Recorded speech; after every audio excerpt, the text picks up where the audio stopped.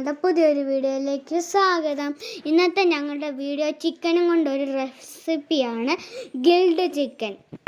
ഞാൻ വലിയ ഷെഫൊന്നുമല്ല, പിന്നെ ഇത് വീഡിയോയ്ക്ക് വേണ്ടി ഒരു പരീക്ഷണമായിട്ടിരുന്നതേ ഉള്ളൂ. നേരത്തെയൊക്കെ ഉണ്ടാക്കിയപ്പോൾ നല്ലതായിരുന്നു, അതുപോലെ തന്നെ ഇന്നും ഉണ്ടാക്കിയതാണ്. ഇവിടെ പിന്നെ നല്ല മഴയൊക്കെയാണ്. പിന്നെ ഈ രാവിലെ ആയപ്പോഴത്തേക്ക് മഴയും മഞ്ഞുമൊക്കെ കെട്ടി നിൽക്കുകയായിരുന്നു മൂടി. നിങ്ങളുടെയൊക്കെ അവിടെ മഴയൊക്കെ ഉണ്ടോ? കാന്താരിയൊക്കെ ഞങ്ങളുടെ 2 കാന്താരിക്കകത്ത് പഴുത്ത് നിൽപ്പുണ്ട്.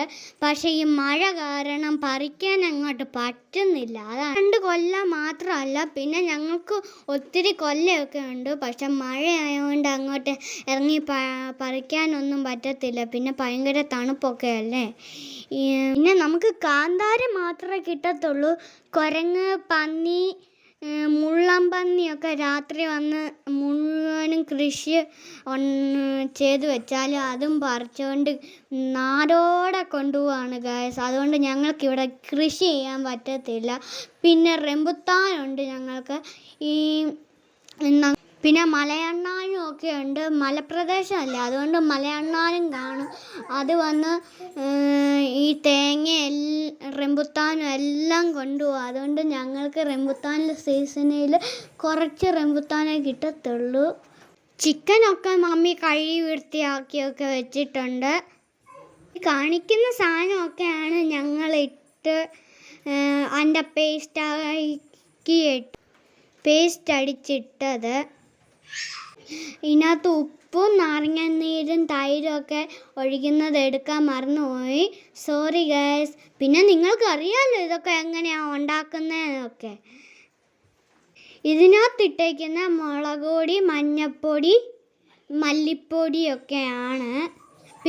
പിന്നെ കുറച്ച് പാം ഓയിലും കൂടി ഒഴിച്ചിട്ട് നന്നായിട്ടത് മിക്സ് ചെയ്തെടുക്കണം. മിക്സ് ചെയ്ത് കൈ വേദന ആയിരിക്കും. ഇങ്ങനെ പേസ്റ്റ് പരുവത്തി എടുക്കണം.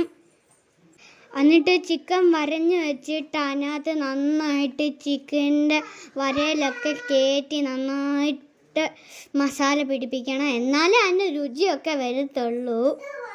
പിന്നെ 4 മണിക്കൂർ ഫ്രിഡ്ജിൽ റെസ്റ്റ് ചെയ്യാൻ വെക്കണം. എന്നിട്ട് ഇത് ഗ്രില്ല് ചെയ്യാൻ പറ്റത്തുള്ളേ.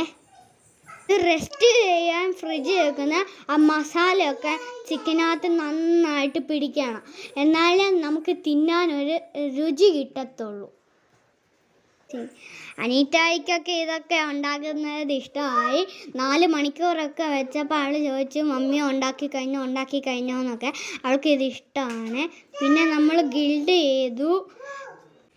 അടുത്തത് മൈനേഴ്സാണ് ഉണ്ടാക്കിയത്. അതിൻ്റെ വീഡിയോ എടുക്കാൻ പറ്റിയില്ല. പാലും അണ്ടിപ്പരിപ്പും ഒക്കെ വെച്ചാണ് ഇത് ഉണ്ടാക്കിയത്. മുട്ടയും കൊണ്ടൊന്നുമല്ല ഉണ്ടാക്കിയത്. ഞങ്ങളൊക്കെ കഴിച്ച് നോക്കി, ഞങ്ങൾക്ക് ഒത്തിരി ഇഷ്ടപ്പെട്ടു. അപ്പം ബൈ ബൈ. ഞങ്ങളുടെ പുതിയ ഒരു വീഡിയോ ആയിട്ട് പിന്നെ കാണാം. ടാറ്റാ.